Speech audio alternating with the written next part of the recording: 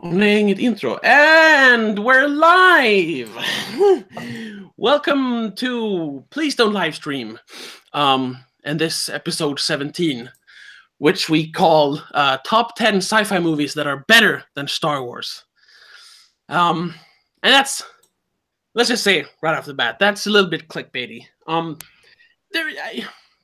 mean, they're not better than Star Wars. I just thought, let's not talk about Star Wars in this episode. It was more like Star Wars wasn't allowed. Exactly, Star Wars wasn't allowed because I'm tired of Star Wars. That's basically it.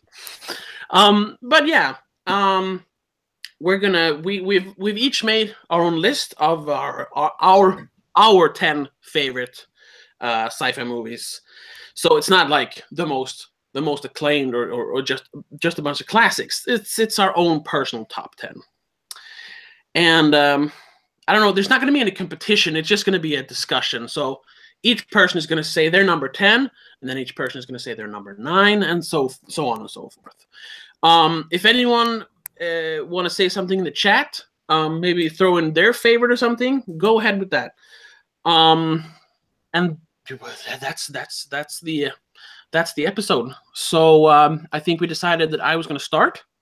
So if no one has anything to add, I say we just get to it. No, just... No, okay. Okay. Well, technically, though, it starts to say, I have 11 on my list. So I have one that is like an honorable mention. Because I was going through the list before starting the stream, and I just couldn't delete this 11th movie. So I'm just going to start to say my honorable mention is Contact. You know which one I'm talking about? Is it that Jodie Foster movie? Yeah, exactly, the Jodie Foster movie. And Bill Paxton? No, not Bill. It's well, there's not really a male lead in it. I know David Morse plays her dad. That's about it. It's the one where they receive blueprints for a space machine from aliens, and they decide to build a machine. I don't know. Have any of you seen it? I guess. I think I've seen it like many years ago. I barely remember it. I remember the premise. That's about it, really. I remember the ending. Yeah, the ending is so cool, and that's basically why I like it. I mean, because it's a really strange movie, and it's not as like high concept as some other sci-fi movies. It's a very personal story about Jodie Foster and her like trying to reconnect with her dead father. But they do it in this very convoluted sci-fi way, and that's why I like it. So I just wanted to mention it as an honorable mention. However, my first entry on the list, my number 10, is Primer. Do you know which one Primer is? The Shane Carruth movie? Yeah. Yes. No, I do not. It's probably the most, if you can even say that, the most accurate time travel movie ever made. Yeah.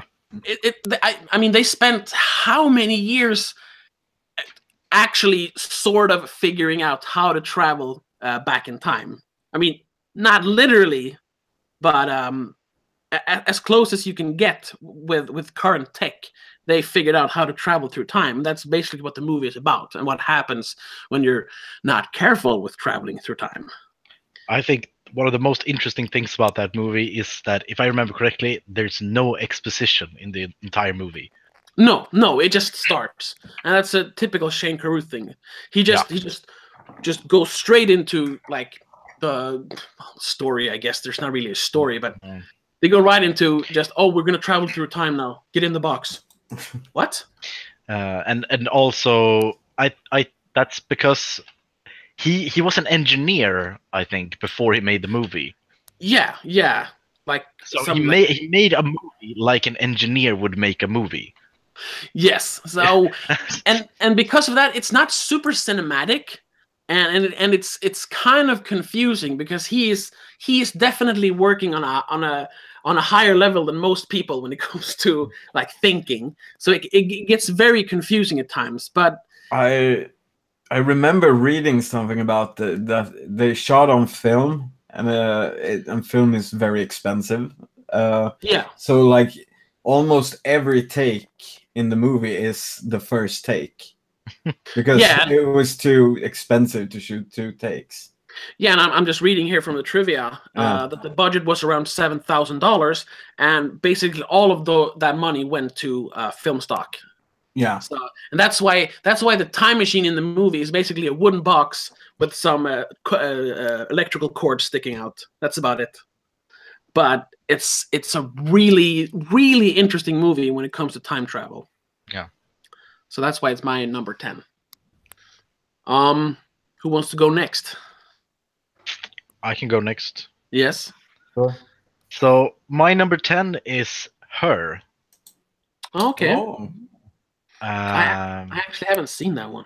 Oh, really? Okay. It's just one of those movies where everything comes together perfectly. Like the cinematography, the acting, the story, everything just works. Yeah. Through and through. Maybe it's not that.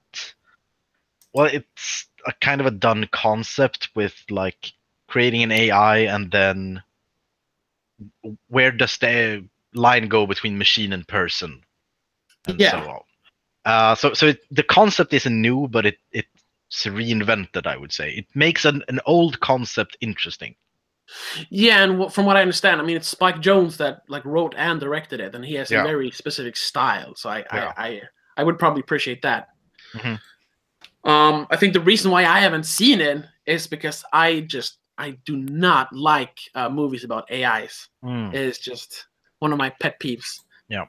I'm one of those people that are actually afraid of us building a real AI. I'm like dreading the moment the Mark Zuckerberg says, "Oh, we built an AI. It's gonna control everything now." That's when I like hang myself. I'm just. Is that how he sounds, by the way? No, that's That's Kermit. But I'm kind of speaking for for Mark at this moment. Okay. Anyway. Yeah. Have any of you seen Her? Anyone? I haven't seen it. I haven't seen it. I haven't heard. Okay. It's only me. Okay. No, but I thought when you said Her, then I thought it was interesting because it is a sci-fi movie. Yeah, but it's a very lo-fi sci-fi movie. Yeah. And it's also like it throws you off because I think the whole movie looks like the design of the sets and the clothing and so on is very 50s, even though it's like in like the future with greater technology. So, how far into the future is it? It's not that far, right? I don't think they ever say. It's one of those movies not in the okay. too far future. One of those. Okay. So in the not so distant future. yeah, exactly. So I don't really think they actually say when it is. Oh, okay. Well, that's a good thing. So you don't date it. That's pretty good. Yeah. Yeah. Okay. Next person.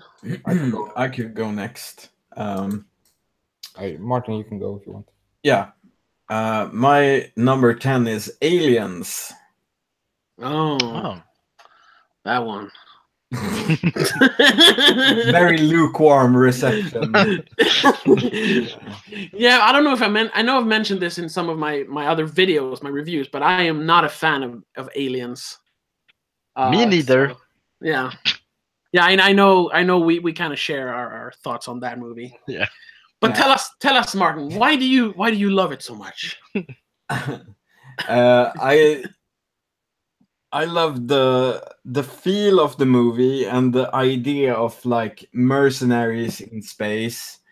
I love the set design and how the futuristic weapons and the futuristic ships. And I think it's a good popcorn movie, basically. Yeah, I can agree to that. It is a pretty good action movie. And like almost all of James Cameron's like sci-fi movies always have interesting tech, and I'm one of those people who I kind of get obsessed about the tech in sci-fi movies. So like you're a nerd. Yeah, I'm a nerd. Yeah, basically.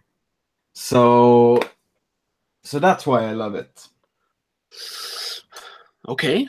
Well, I can tell you, or you probably know, but I can tell why I don't like it, because it kind of not in a like story way, but it kind of in a design way and franchise way kind of undoes Alien, because it's so different, but at the same time it's very similar.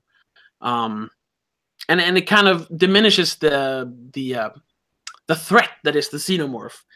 Because I remember actually watching that the first time I saw it, I was pretty young. I had seen Alien before I saw Aliens. That's probably why I like Alien more. That's usually what it comes down to. And I remember in Alien, it's so menacing. It's so like monstrous, the monster, the xenomorph. And then when you first see the aliens in Aliens, they kind of walk like they look like the penguins in Batman Returns or something. I don't know. That just threw me off completely. That's why I don't like the movie. I mean, Yeah. it's not a bad movie. No. I get it why people like it. I prefer. Oh, the first, definitely. but then I don't know. Recently, I just come to the conclusion that I don't like James Cameron as a director. So maybe that's the problem. I get why people like him, but I don't think he... I don't think I like James Cameron. I do like most of his movies though, but he is a bit of a pompous asshole, I would say. So Yeah. I think He's he's the latest pioneer. Oh, he is the yes, of course. He literally raised the bar. So I mean, Yeah. we can't. He's shit a on him. solid director, but at least according to me, I don't think he deserves all the credit he's getting. No, Like, no, and I don't think he's not Spielberg level. no, there is something missing from his style of directing. He is a very good technical director, though. Yeah. People, that's not maybe the first thing you think about when you watch Titanic, but that is like technically like a perfect movie. Then we can talk about the script and the characters, but technically it is like a perfect made movie. So, and that's usually what he focuses on, I think. The tech and the photography and sound and everything. But Alien is an awesome fucking movie. I mean, it's still a movie I can rewatch. It's not like Aliens 4. Oh yeah, Resurrection. Yeah, the French one. Oh, The French one. Oh, it's that is actually the best description of that movie ever. Well, yeah, it is a The very French European one. movie. Yeah, it is. Yeah. It feels very European. Okay. Well, Aliens. Okay, number 10 for Martin. Gabbe? Speaking of popcorn movies, yes. Geostorm. Yes. I actually took Pacific Rim. Okay. Number 10. Okay. I mean, it's not the best movie in the world, but what more can you ask for? It's basically monsters versus giant robots. Yes. Those scenes in that movie can feel a little stiff when there's just humans interacting, because I've never thought Guillermo del Toro was a particularly good character director or actors director, but the fight scenes are amazing. It is visually stunning, the movie, and yes, I remember seeing it in the cinemas with my dad. I always take my dad to see the most ridiculous movie. I've seen like 40-Year-Old Virgin with him. Oh yeah, it varies from 40-Year-Old Virgin to up to Pacific Rim. So it's very outrageous movie. I just go see it with him. Yeah. But he hates sci-fi. He hates fantasy and sci-fi. Most kind of movies. He likes disaster movies, so he would actually like Geostorm. Oh well, of course he would. It's the best movie ever. But he actually enjoyed Pacific Rim. He thought it was really cool when they fought the Kaijuns. Yeah, I mean, you're basically just waiting for those moments. Yeah, and I have a soft spot for Charlie Hunnam. Always kind of liked him. Okay, so that he's in the movie, and Charlie Day, both the Charlies, basically. Yeah. I gotta just quickly ask you though. Speaking of Charlie Hunnam, just quickly, have you seen the latest King Arthur movie? No, but I would like to see it. Oh, okay. But I mean, it's a Guy Ritchie flick, that one, but he hasn't been that great lately. No, I mean, I enjoy the Sherlock movies and Rock and Roller, Sure. But I think Madonna ruined him. That's my opinion. Well, I don't like Del Toro. I don't like Charlie Hunnam. But you like monsters? I like mechs, but I'm really picky about mechs. But have you seen Pacific Rim? Movies? And yeah, I've seen it, and I wasn't paying attention to the movie at all because it kind of it didn't. This is the wrong choice of words, maybe, but it didn't grab me. No, I understand. Yeah. If you just instantly like, no, this isn't for me, and you zone Yeah, out. exactly, because the robots looked fucking dumb, and I thought the whole plot was kind of dumb. And Charlie Hunnam, he's not good in the movie. I mean, it's and he has like zero charisma. Unfortunately, like everything is he's like what's his face in Vikings? Oh, the guy from World of Warcraft. Yeah, yes. exactly. Oh, You just have this like shit-eating fucking grin on their face all the time, so you just want to punch them. They both have that face, like, yeah.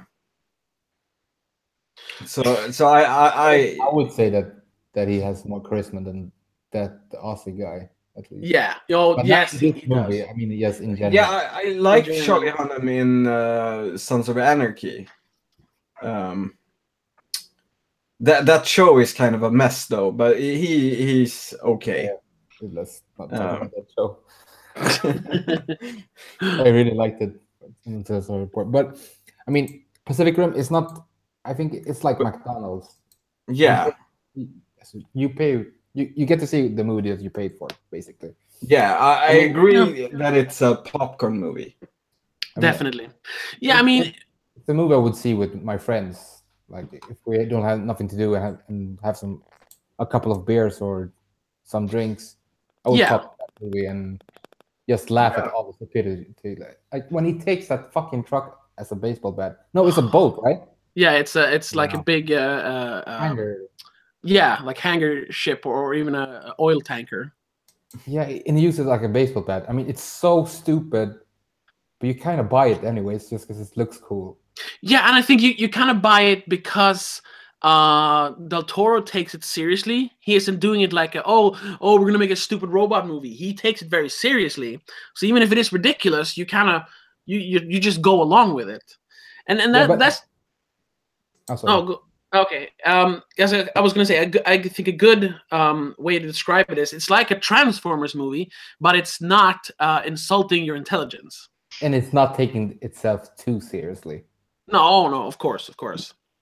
But it's not a complete mockery either. It's not Michael Bay just sitting there and hating Transformers, but he's still making 5 of them. So that's why it's on my top 10, basically for rewatchability, and I really had fun with it. Yeah, and I kind of wanna. I was really hoping was gonna come a video game about it. But are you excited for the sequel though? The funny thing I was until I noticed that Charlie Hunnam wasn't in it. But Boyega, I think it's okay. Yeah, I mean, and he's even producing it. It's almost I don't know. It feels like it's doesn't he have like Star Wars money? Star Wars. They're probably not paying him. They're white slavers. Disney, the Disney Corporation. Yeah, that's what George Lucas said. I sold Star Wars to white slavers. You heard it here first, good people. That's why I had it in my top 10, because it's an enjoyable movie to watch, and it's more fun to watch with friends. Yeah, than alone, or your dad. Or your dad. Okay, so let's go to number 9. My number 9, and that is, where's my list? My number 9, is District 9. Hey, and that is not deliberate. I don't believe you. I was no, I'm not gonna spoil my list. I won't spoil my list. Anyway, District 9 is more it's the kind of sci-fi that I really like because it is a sci-fi setting, but it's actually it's about something else. Because I mean, it's not about aliens living in a shanty town. It's about racism. It's about immigration. It has a point to make, but it also is a very entertaining action sci-fi movie. So that's why I have it on my list. And I remember like watching it for the first time, I was just mesmerized of how well they crafted the world around the story. And I really thought, what's he called? Neil Blomkamp was going to go somewhere after that movie. I mean, I thought this is our new Spielberg. Unfortunately, though, I don't know. It's been pretty downhill from. Yeah. But District 9 is fucking great. Yeah, I love that movie. It's one of my favorite movies, actually. Yeah, definitely. I wouldn't put it on my top 10 movies of all time, but it's definitely up there in some list, like top 20 or something. And Blomkamp, just like James Cameron, has a real like eye for the little tech details, like weapons and technology. And I really love that. That is what makes a good or a great science fiction movie, in my opinion. Like it can be like this outrageous thing that would never work, but if you can, if you make it like it, I guess that would work. Like they sell you on the idea of the tech and of the aliens. Exactly. Yeah, it's believable. Yeah, and that's something that's always that, in my opinion, that makes all of his movies at least like you should watch them. There's none of his movies that's like you shouldn't watch this because it's utter fucking crap. I haven't seen Chappie. I would say you can skip Chappie. I mean, like Chappie. I kind of like Chappie as a character is fun, and Charlton Copley does the character very well. But the movie overall, I think it's dumb. I don't know. It feels dumb. Oh yeah, it's dumb, but it's fun. It's I wouldn't argue that everything Charlton Copley does isn't bad. I mean, at least his role in a movie. No, yeah, he's usually like good, even in bad movies. I mean, I actually thought, I remember that year that District 9 came out. Yeah. I at least wanted him to get an Oscar nomination. He didn't get it, right? No, he didn't, and he definitely deserved a nomination. I mean, that was his first major like acting role. He had done like one short film before that. That's nuts because he's great in District 9. He should almost have won it, according to me, at least. I mean, if you put it in that perspective, that this was his first big role. Well, at the very least, a nomination, because I don't remember who else was nominated that year. Wasn't it District 9? What year was it? Just 2010. Was it? It was the year before There Will Be Blood, right? Or was it after? It was after. It was after There Will Be Blood. Yeah, otherwise, he couldn't. He wouldn't have. No, that's impossible. But I remember it wasn't. Was it the one with No Country for Old Men that year? No, that's even earlier. That's 2006. No, that's No Country for Old Men. It's not 2006. I'm pretty sure it is. The movie is from 2005, but it was nominated. 2007. It's 2007 either. Okay. Well, either way, District 9 was 2010. So yeah. But which movie was it against? I don't know. Whatever. It's a great movie. Exactly. I always recommend that movie to people that say, "Oh, I don't like sci-fi," but have you seen this movie? Yeah, and it's also one of those movies that it feels very accessible to everyone, even people who don't like that kind of movie. There's a certain like kind of movie that just fits everyone. like on what kind of movie they like, on the intelligence level they are on. Oh, that sounds so douchey saying that, but you know what I mean. Like The Last Samurai is one of those kind of movies. Everyone can enjoy that movie for I some reason. really like that movie actually. Yeah, and the same with Gladiators, another one of those. I think everyone can enjoy that for some reason, and I think District 9. District 9 is one of those kinds of movies. Yeah, I think it's the plot is really good. I mean, it's not really good. I mean, it's something that all people can relate to. It's about racism, basically. Yeah, exactly, and it's clever in how it portrays racism, and that's what makes it so good. And that's why I put it on my number 9. I mean, when I saw it, I didn't think about apartheid for the first 20 minutes. No, wasn't all up in my face with it. No, exactly. That's what's clever about it. So, well, that's District 9, or number 9. Let's move on. Who was it now? It was me. Yeah, exactly. So, this one is debatable if it's sci-fi, and it's also debatable if I should put it on my list, but I did. Okay. Donnie Darko. Yeah, I would say sci-fi. Yeah, I've seen it on some. I was looking through some like top sci-fi movie lists, and I saw it on one of those. I wouldn't call it a sci-fi movie. Personally, well, it all depends on if the story of the time traveling Deus Ex Machina thing, that story arc or that thing, if that's actually happening or if it's just crazy. Yeah, exactly. That's a big question.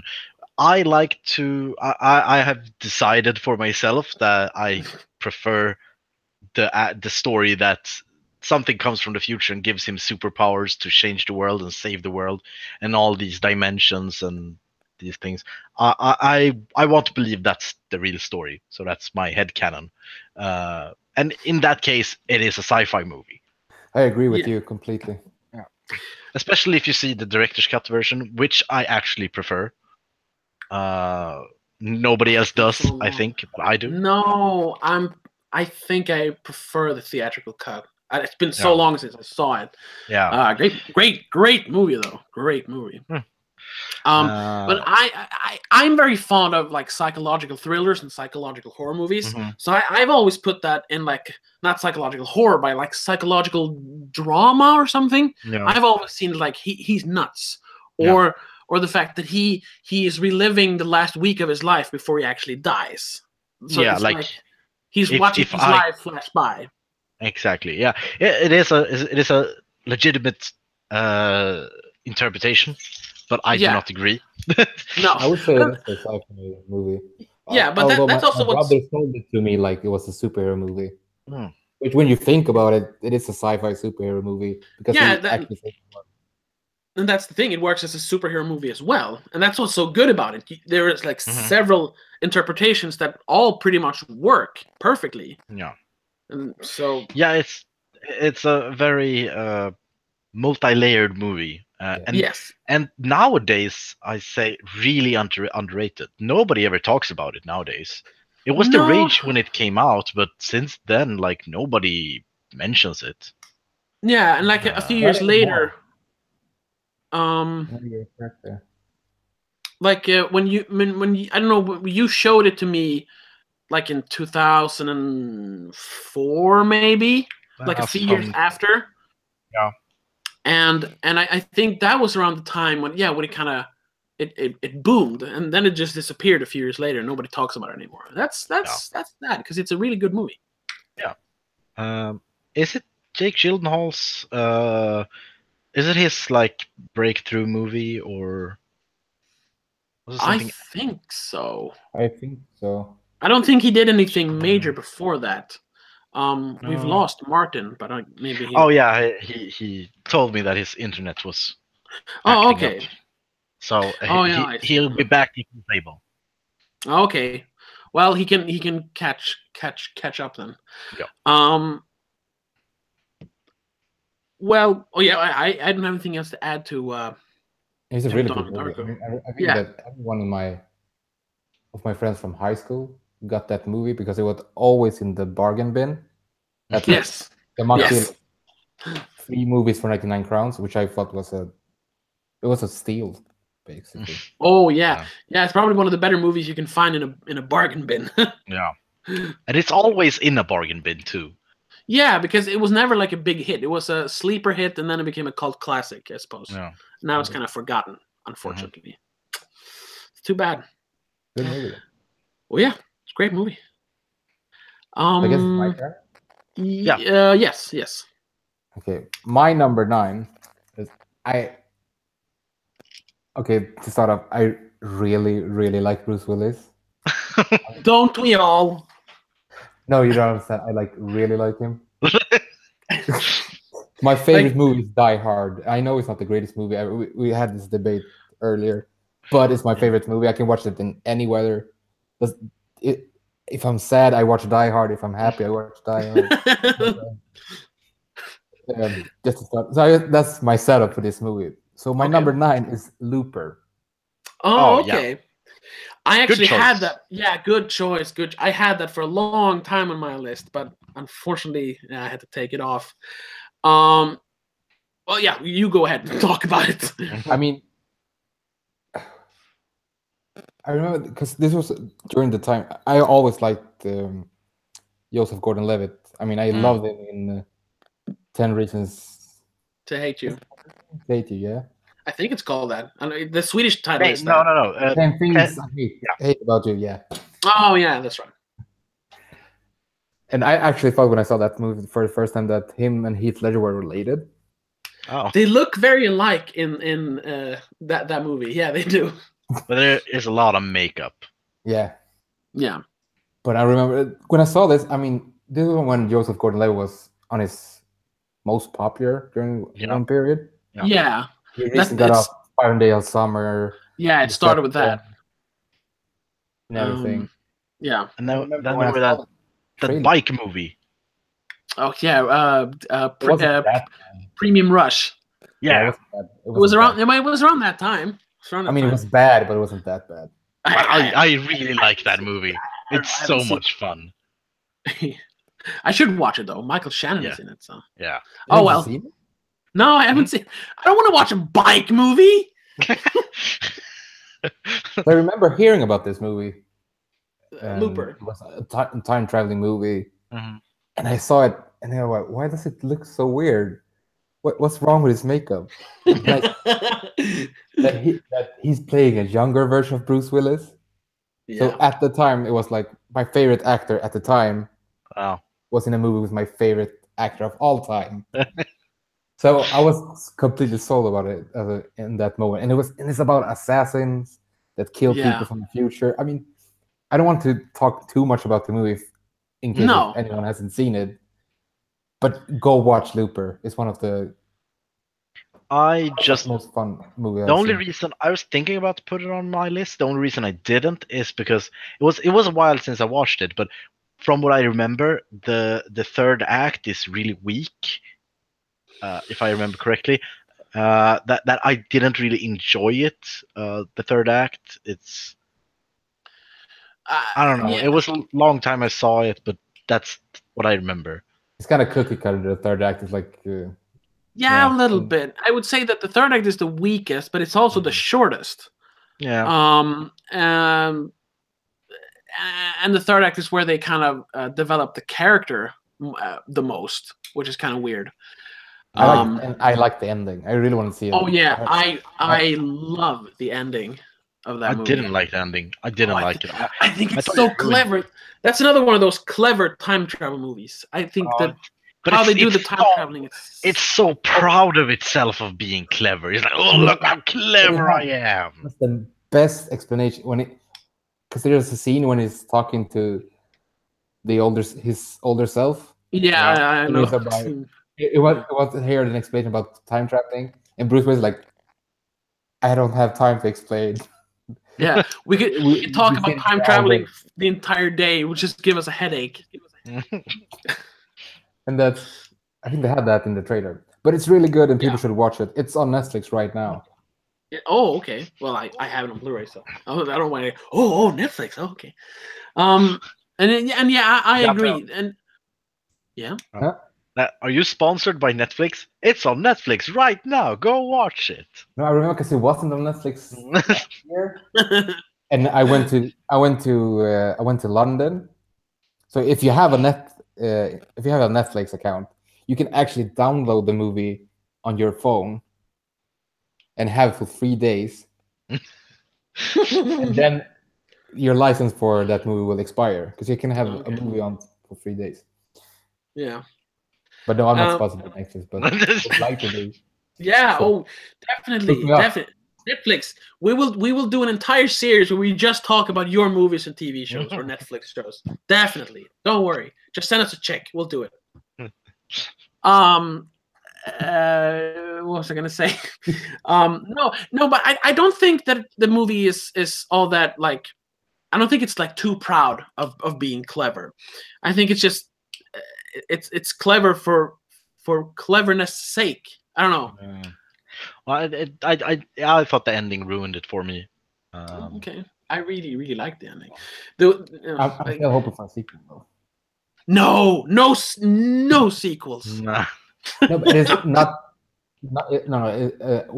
From what I've heard, it's supposed to be in the same universe about another character. Maybe, I don't know. I think that's stream. Yeah, sure. But that's the kind of movie where there is a lot of world building, but it's subtle, and the world building only exists to tell a story about these characters. It's not building a world, because to build a world. It's just world building to tell a story, and that's the kind of world building I like. That's why I can't watch Game of Thrones, because that's world building for world building's sake. That's kind of difference. What? But I said it, but it's based on a book. Yeah, and I read the book and I didn't like it. But but still, get me right. I really like Looper, and it's a good choice for the list. It's a fun movie. Yes. Yeah, and it's a good movie overall. Yes, definitely. Okay, Martin isn't here, so I guess I'll go to my number 8, and we'll do a lightning round with him if he comes back. My number 8. Oh, here's a pretentious one. Under the Skin. Oh, I haven't seen it. I've thought about watching it for so long, but it never happened. It is so fucking good. I mean, I could have put it on number 1, but it is a little too quirky. It's not very approachable as a movie. I don't know. It's basically about an alien comes down to Earth, puts on the skin of another human, a woman, goes around in a van, a rape van, pedophile van, and just picks up guys, lures them into an apartment, and like sucks out their innards to get information. And the alien looks like oh no, Scarlett Johansson. That's how she lures them in, because it sounds like Species or an episode of X-Files. Yes, it is. Oh, yes, it is very X-Filesy, but I don't mean that's bad. I mean, I actually enjoyed the first Species movies when I was a kid. Yeah, me too. Yeah, but it quickly becomes like very, I guess, existential, because after her first couple of victims, she starts like admiring humans, and she realizes that like, well, am I a human now? And it kind of becomes, what is humanity? What does it mean to be a human? And it gets super weird. There's like no dialogue the last 20 minutes. It's just her walking around in the forest. It's super pretentious.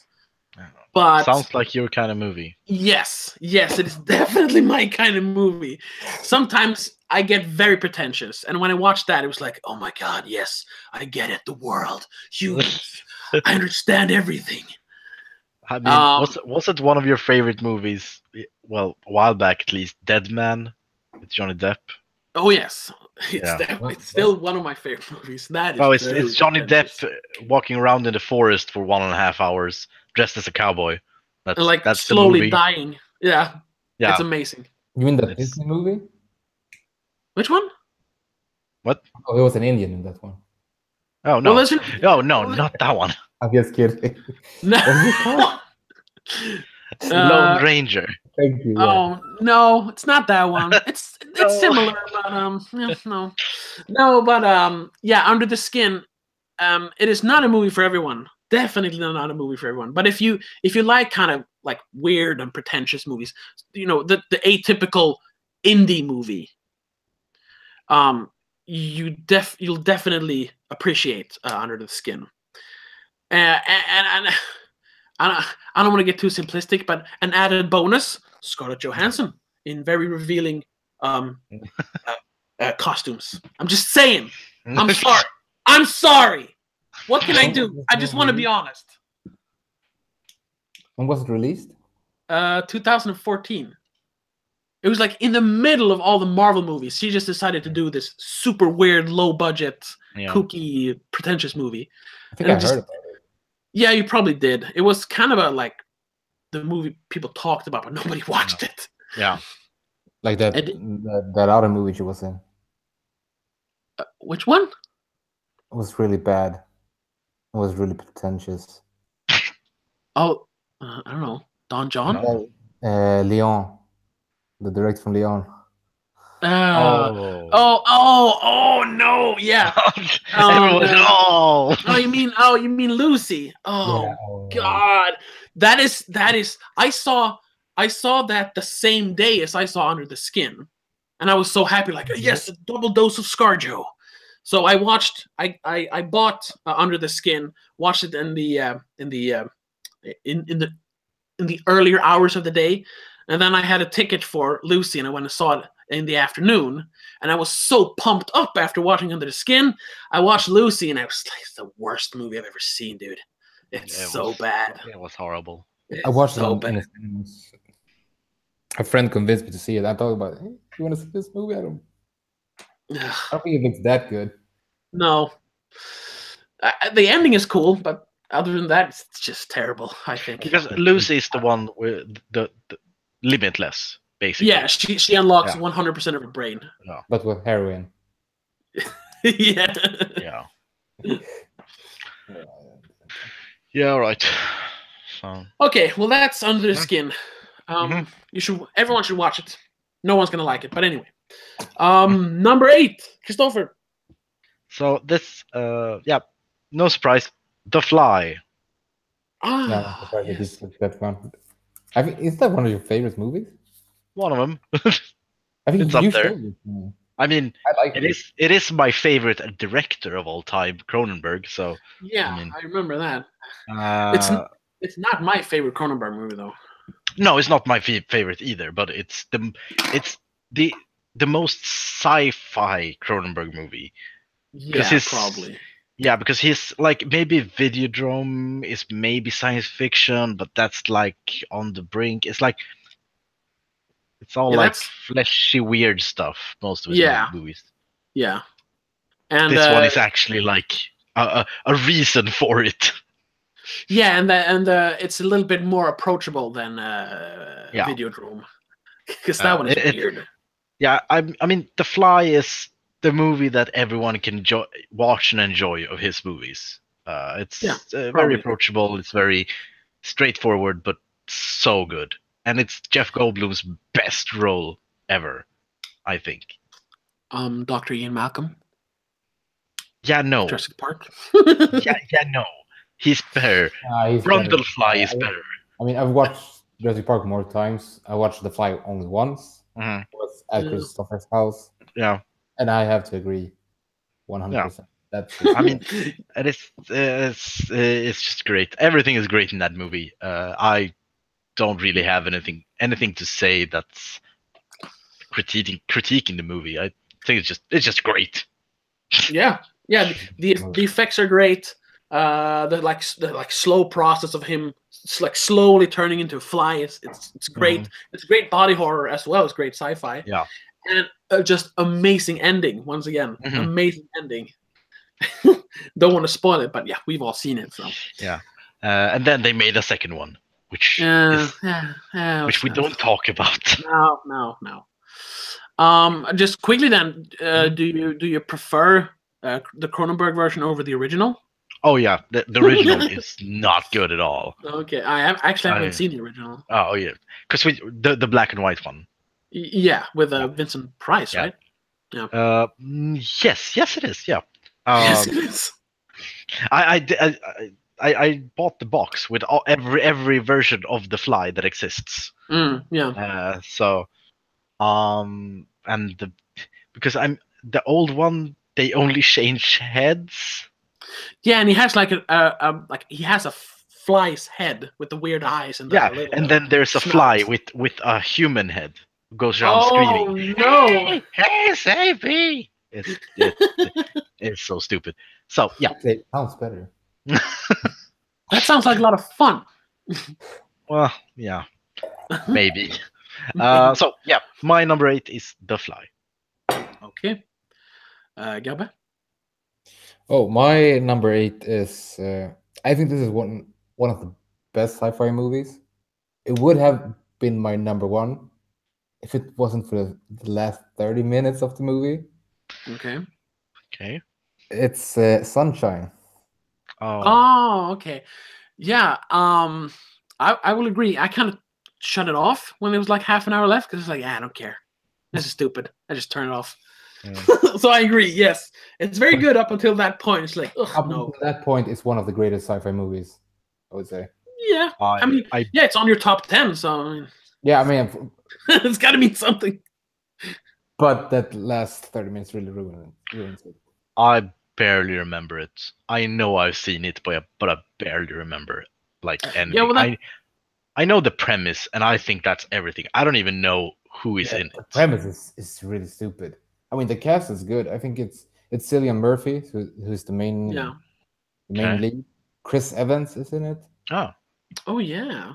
They're really big names. I think it's not Ken Watanabe.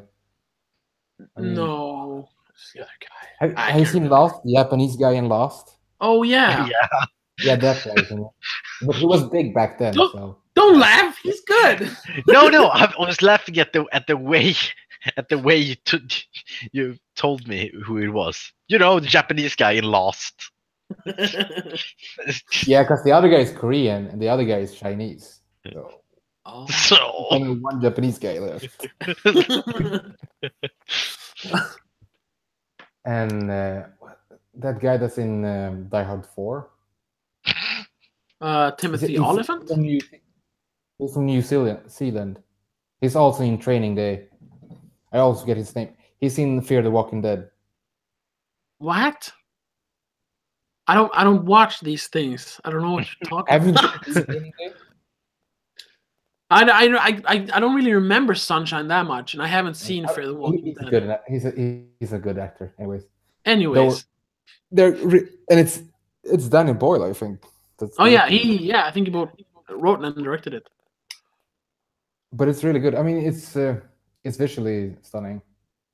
Sure. Yeah, that's kind of what you remember from it. Or at least I do. And I enjoy the movie. I mean, the plot is really stupid. It's about the sun. They have to go nuke the sun. Yeah. But besides that, it's an enjoyable movie up until that point. Right? I would recommend people to see it. I mean, the whole movie, even the last 30 minutes. Yeah. It's a beautiful movie, and I saw it in the cinema, so maybe that's why I'm still kind of biased. I haven't seen it again afterwards. I can imagine it's better in the cinema because it's a very visual kind of movie. You're watching a big screen with the big loud sound. Yeah. You want to guess who I saw it with? Your dad? Yep. That's I saw it with my dad. And he liked it. You know what his comment was? I fucking hate those last 30 minutes. Yeah. It ruined the movie. But it would have ranked higher if the ending was better. I mean, at least the last 30 minutes. Yeah. Because then it kind of shifts directory with quite a bit. It gets feels like a different movie. Yeah, it's like a slasher movie afterwards. Yeah. Left a bad taste in my mouth, but not that bad. I didn't get into my top 10. Exactly. Okay. So, I'm on number 7. My number 7 is Moon with the guy. God damn it. Rockwell. Yes, Yeah, Sam Rockwell. Sam Rockwell. Sam Rockwell. And everybody's sweetheart Kevin Spacey.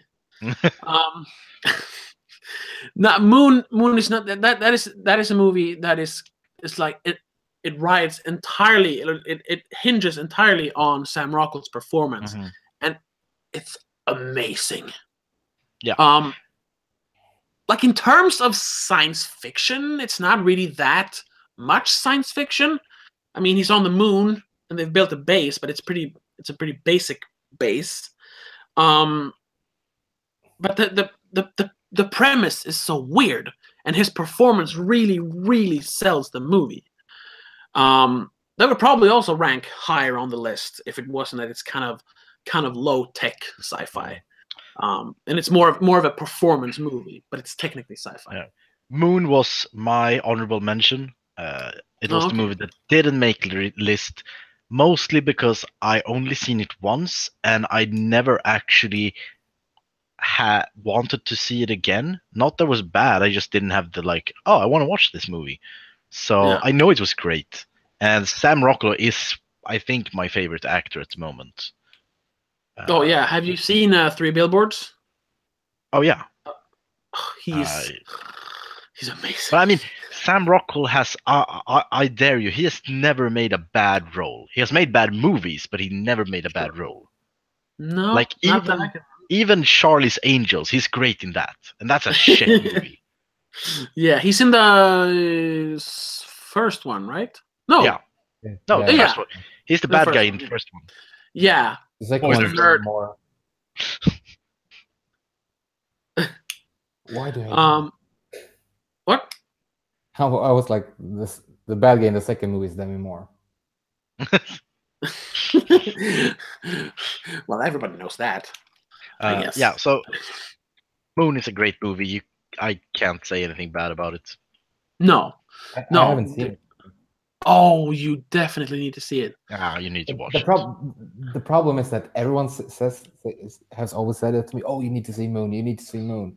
I was like, fuck you. I don't want to see it. No, yeah, I know. I have a few movies like that, and I don't want to see it. I'm not going to watch that. Fuck you, right? You're not the boss of me. You can't tell me what I'm going to watch. I'm going to go watch Die Hard 1 again. Yeah. Oh, but seriously, you gotta see Moon. It's amazing. No, I mean, you just added one more year that I'm not gonna watch. Oh, okay. To everyone else, watch Moon. It's really, really, really good. Yeah. And it's just, I don't know. It has a lot of fun with the premise also, because it's not super serious, even if the premise is very serious. But it is a lot of fun, especially when Sam Rockwell starts, I don't want to say too much about it. You know when he starts doing his thing. Yeah, when he's doing the stuff. Doing the stuff. You know the stuff, right? And it has a very satisfying ending. It could have been a super bleak movie, but the ending is very satisfying.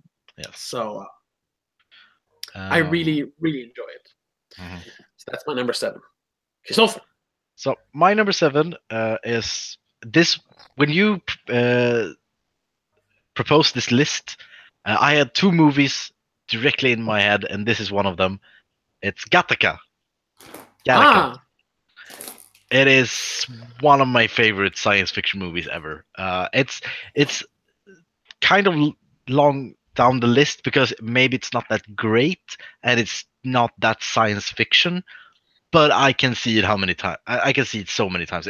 I love it. It's just great. It's really good. Yeah. I would say it's very science fiction. Yeah, it is science fiction, but it's not in the science fiction-y way. I mean, no, it almost feels. I mean, it takes place in the future, but I mean, the way they dress and the way they act, it kind of feels like they're in like the 50s or something. Yeah, But and also the science fiction elements, like this class society. I mean, it is the dystopia movie. I think. yeah, It's it is. yeah. So it's more that than it is science fiction, really. The science Yeah. thing is really in the back seat through the movie. Yeah, But and yeah, the science is very low tech. I mean, mhm, it's basically they're just astronauts, basically. yeah. They don't really do much. But it is a science fiction movie, and I love the movie. It's So really good. yeah. It was Yeah. on my top 5, I think. No, I had it as my 6, but then You I thought removed it. I removed because I actually thought that Christopher would have it on his list. Oh, okay. I didn't want it to be that everyone has kind of had the same list. I took it away. Okay. Yeah, really yeah. I think we might have some similar, like, longer, up in the list. Maybe I don't know. Maybe. Yeah. But okay, that's your number 7. Yep. Gabba? Speaking of Ethan Hawke. Yes. Oh, Valerian? No. My number 7 is. I still haven't decided if this is one of the best movies I've seen or one of the worst movies because it messes with my mind so much. It's Predestination. Oh. Which one? Yeah, I mean, just see it. I can't. Yes, you have to see it. Okay. It fucks up with your mind so much. I've been thinking of watching it for quite a while, but I just haven't gone around to it. But I'm really intrigued. Yeah. I don't even recognize the name. I mean, what? Tell me a little bit. Wait, who's in it? Who made it? I'm just gonna say it's a movie about time traveling, and it has Ethan Hawke. Okay. It's like, from what I gathered, it's a time travel movie regarding crossing your own time stream too many times. Oh God. Okay. That's what I've gathered. Is that a correct description, Gabbe? Yeah. Yeah, it is. Yeah. Okay. But the less you know about the movie, I mean, I got a friend that I used to play PlayStation with, and he recommended to me. He said, "Oh my God, you have to see this movie." But I was like, "Why? I don't know if it's the greatest movie I've seen or the worst movie." Well, okay, but tell me more. And it's like, "Oh, you have to see it. You'll get it when you see it." And this is one of those movies. You'll get it once you see it. Okay, I can't explain it. I mean, I think it's probably one of the best word-to-mouth movies because the less you know about the movie, the more you will get out of it. Tove, it's maybe that's why you haven't heard of it, because nobody has written about it anywhere. There's no reviews. Well, it has 7.5 on IMDb, but that's not like the most reliable source. But no, not the audience score. The audience doesn't know. Either you hate it or you love it, or you're just confused by it. Okay, well, maybe we'll watch it together then. Yeah, you should. Sure. I'm on. I'm in. So that's why it's on my number 7. Okay. So let's move on to number 6. Now we're starting to get to the really good ones, at least on my list. I mean, they're all good, but now they're really good. Number 6 is The Matrix. And this is maybe a little tricky. I mean, I know it's a sci-fi movie. It's very like high concept sci-fi movie. But it's also like a proper action movie. So I just want to ask you, do you think it is a sci-fi movie? Yes. Would you count it as sci-fi? Yeah. Yeah, okay. No doubt about it. It's sci-fi. Yeah. I mean, how much action is it really in that movie? Yeah. No, I mean, if you think there's the opening scene, you have the kung fu training montage, you have the last like 20 minutes is just pure action. Yeah, but 30 minutes tops, and it's a 2-hour movie. I guess. I think you're saying. I mean, that's my point against why it's not an action movie. And more of a sci-fi. Yeah. Sci-fi. If you talk more about the science stuff, and that happens in the movie. Yeah, and that's kind of what is so good about it, because that feels like it's one of those like watershed movies. It didn't create a new genre, but it's like it like revolutionized action movies. It revolutionized movies. Yeah. In its style. I mean, bullet time. Come on. And to this day, we still talk about the red pill. Or I guess it's kind of a dead meme now, but for a long time, taking the red pill was like finding out the truth. And the whole thing about us living in a simulation, none of that really. I mean, in the mainstream zeitgeist, nobody talked about living in a simulation. And I mean, the Matrix has become like a thing now that you say, "Oh, we're living in the Matrix because this happened and this happened." Yeah. So I think it's really like it's a modern classic. I guess you could still call it modern, even though it's like 20 years. Yeah, and it's one of the most. I think when I think world building in a successful way, I think Matrix is like top 5 at least. Yeah. In just building this massive world, and you get it instantly. There's no right. Well, for me at least, there's no questions about it.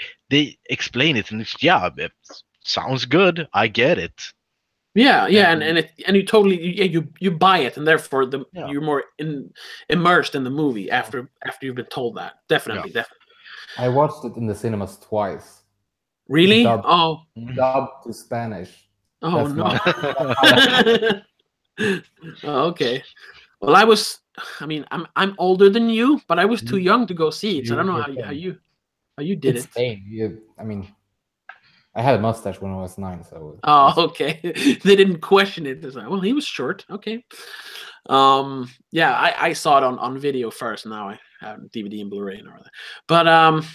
But yeah, it's an amazing movie. I would probably, like, if you're just talking about movies, it's definitely on somewhere in my top 10. I would almost call it a perfect movie. Not my favorite movie, but in terms of what it is, it's a perfect movie. I agree. Yeah, there's really no faults I can think of. And Keanu Reeves is perfect in that role. Yes, he was made for that role. He's perfect as Neo. So that's my number 6. I put it a little lower because it has a very strong focus on action, more than my other movies. They're a bit more cerebral, going up in the list. So, but yeah, that's my number 6. Silver. So my number 6, also one of those that debatable if it's science fiction. Stalker. It is science fiction. I would say that it's kind of post-apocalyptic. Stalker, Russian movie from 1979. It's 3.5 hours long. Nothing happens. Yeah, I've only seen the beginning of it. Yeah, I wanna say like, oh yeah, it's the greatest movie ever, but I've never been able to finish it. I've seen it like 4 times. Oh yeah, I really want to see it. I really want to like it, but I have a really hard time getting into it. It's just like it's such an interesting thing because no other movie I've seen have made this. It's like the premise is people are going from point A to point B. In between point A and point B, there are untold and uncountable dangers, and they have this guy that guides them through the dangers. But everyone is doing what they're told, so nothing happens. Like in all other movies, there are like good actually. Yeah, in all other movies, you have this guide who said, "No, you can't do this," and then there's some jackass who goes and do it, and then everything happens. In this one, everyone doing what they're told, and it's just wonderful. And during the way, instead of all these monsters and action things, they're just having like philosophical debates about why they're there and what they're going to do and like where are they and how did this happen. And it's mostly just talking and walking through the whole movie. And, so it's like Lord of the Rings. Yeah, but good. I mean, okay. I mean, yeah, it's a great movie, but it's an undertaking to try to watch it. It's nothing you do lightly. It's like You need to be in the right mood, and need to be prepared. Like it's not a movie night kind of movie. no. No. It's a very special movie. But yeah, Stalker from 1979. What is it? Who is it? Do you remember what his name is? It's the guy that made Solaris as well. Tarkovsky? Yeah.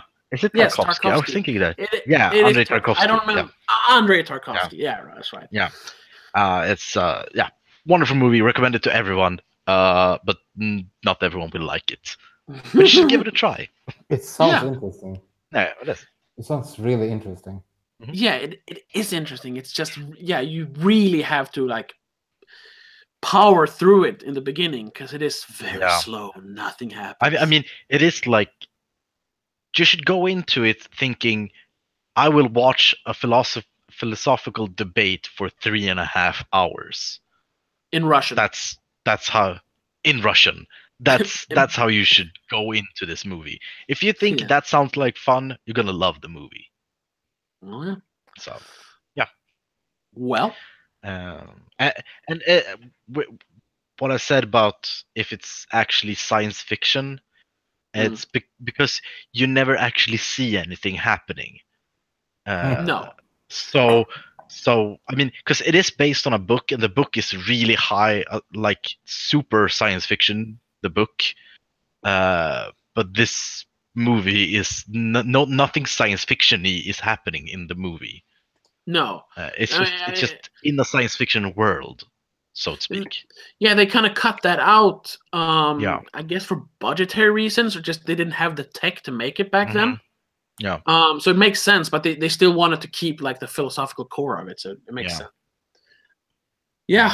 Well, yeah, it's like it's on my bucket list, I suppose. It's one of those I really need to see, but Jesus. You can play the game. There's a video game that I know. The video game is based on the movie and the book. Yeah. I heard it's really good. Yeah, everybody. I'd never played it, but everybody loves it apparently. Yeah, I played it for like 10 minutes. It's really hard. It's what it is. Yeah. Anyway. Yeah. So yeah, Gabe, you're number 6. So this movie was the one I replaced Gattaca with. Mm-hmm. Okay.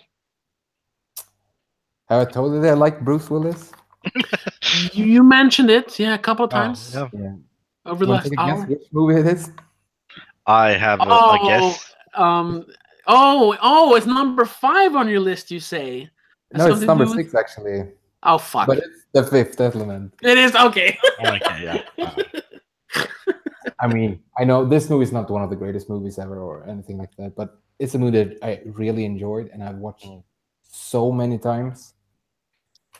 Yeah, it's a fun movie.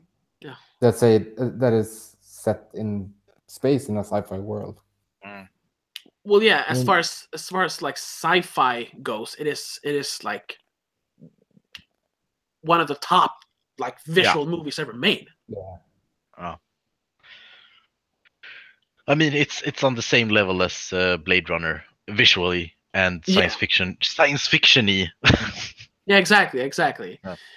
If my brother would have heard you that you put on that if you had heard the second part visually, he would have freaked out.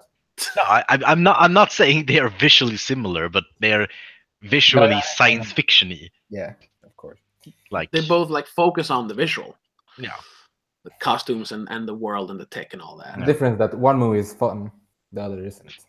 Yeah, true. The other is one movie is fun and the other is Blade Runner. So exactly. Fuck Blade Runner.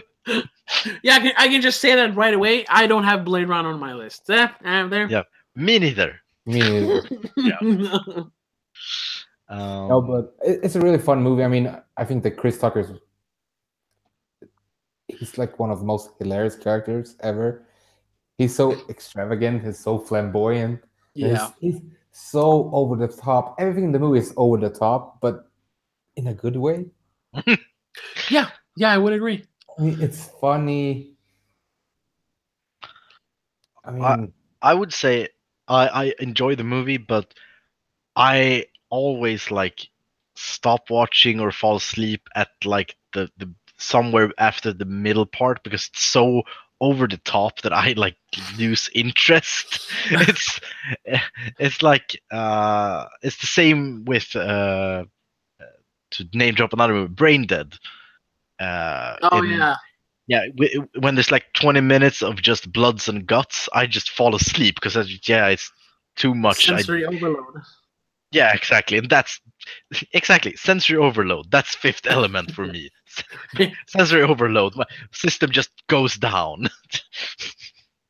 You can't handle the Fifth Element. Exactly. But it's still one of the most fun movies I've watched. I remember watching when I was a kid, and it's Bruce Willis. Well, yeah, that's true. True. So that's why the reason. My top 5 is a little bit more serious, I think, because I fucking had Pacific Rim and Fifth Element. But it's one of the most enjoyable movies to watch, I think. Sure, I haven't seen it in a long while though, so maybe I haven't. Yeah, I saw it I think it's on Netflix. I'm not kidding. Oh, okay.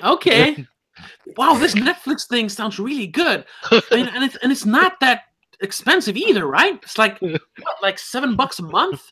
And you get like thousands of movies. It's great. And now with the promo code, use Gabbe as promo code. And you get 2 months for free. I'm gonna do it right away as soon as we go offline. You have to have a disclaimer. No. Yes, we're not sponsored by Netflix, but it's coming. No. It's coming. But no, I agree. Fifth Element is a lot of fun, and it's definitely a Luc Besson movie. It feels like a Luc Besson movie. And they spend a lot of time on like the visuals because what's he called? It's like one of the most famous like clothes designers. I don't know what his name is. The French guy, like designed all the costumes in the movie. Oh, I don't know. Chanel? No, that's perfume. Oh, whatever. They focused completely on costumes and sets, and it shows. They didn't win an Oscar for that. They should have. If they didn't, they should have. Because it looks amazing, that movie, and it still looks good.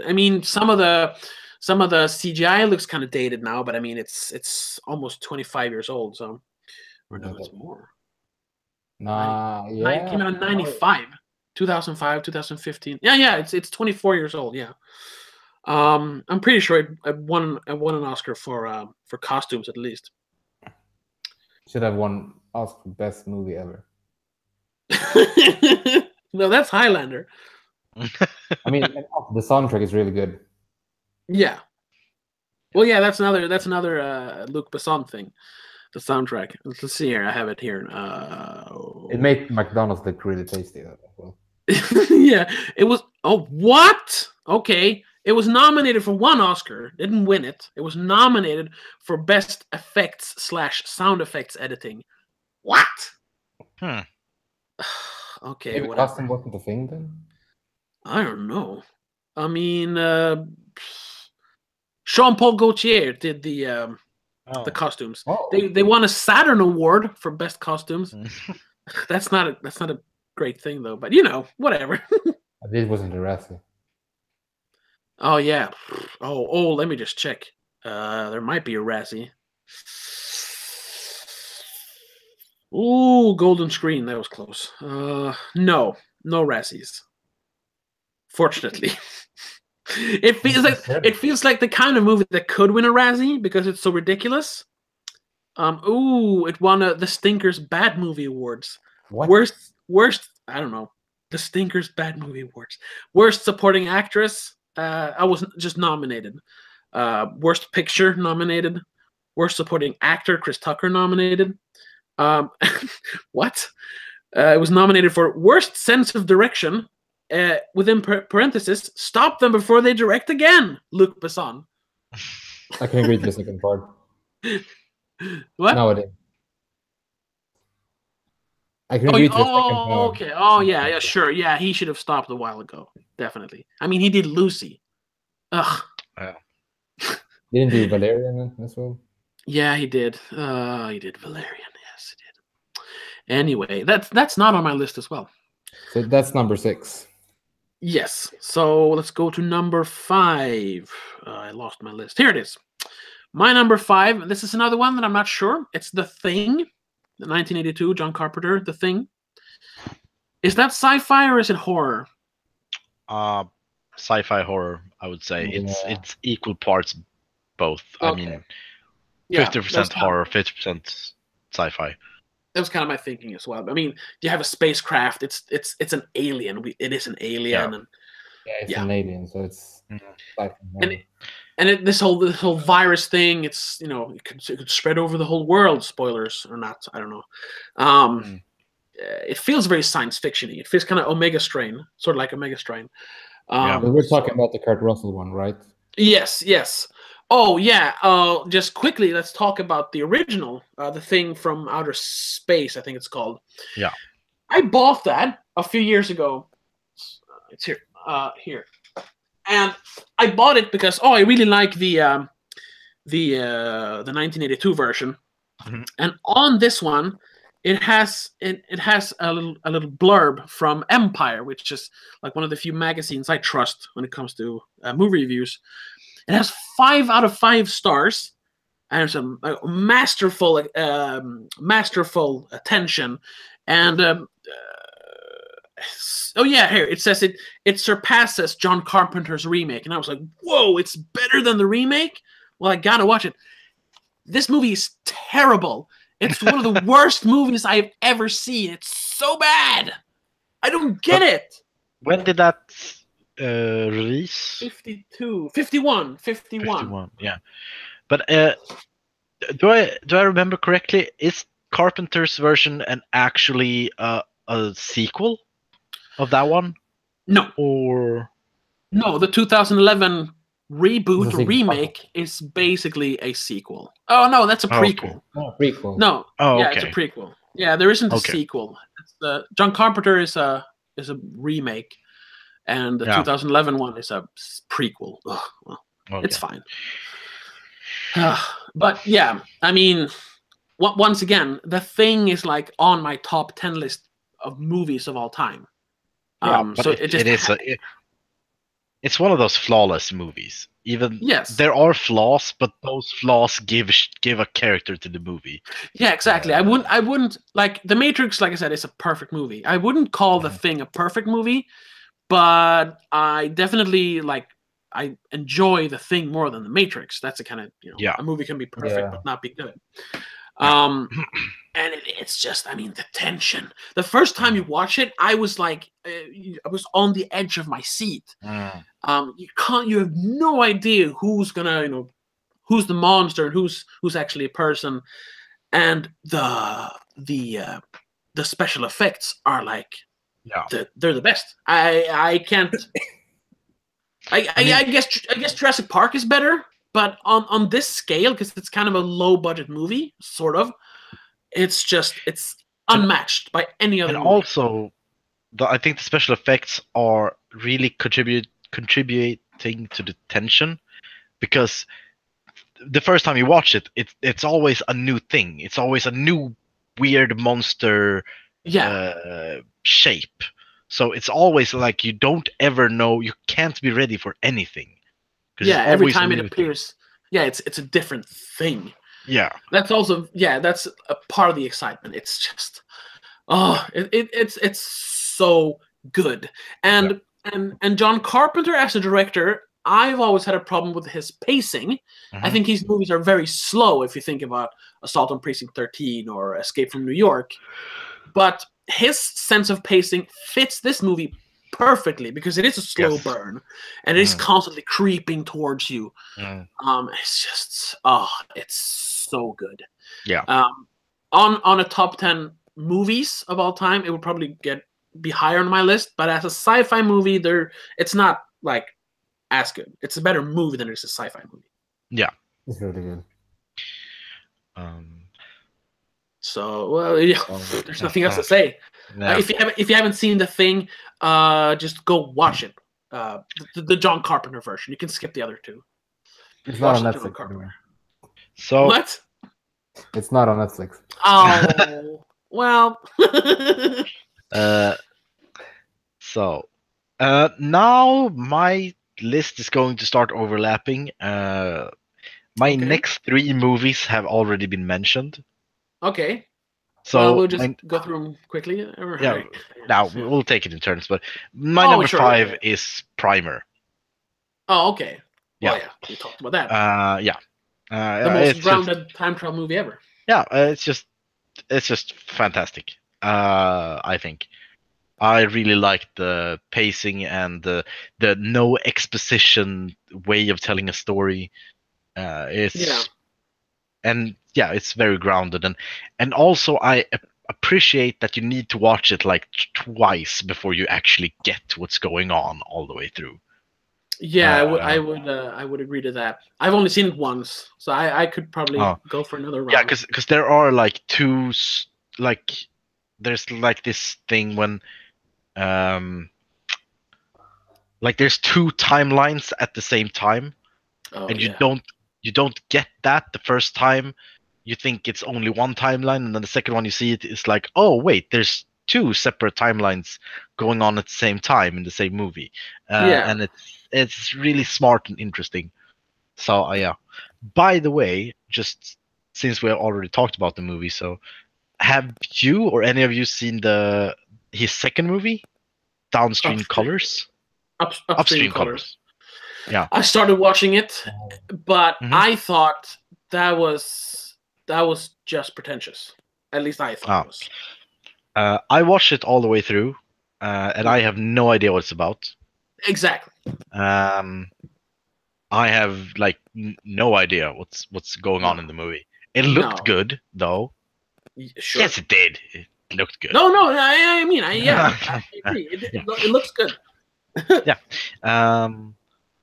But yeah, I think his way of storytelling only works in Primer. I don't think he can use it in any other movies. No, that's unfortunate. So yeah, but yeah, Primer is my number 5. Okay, Gabba.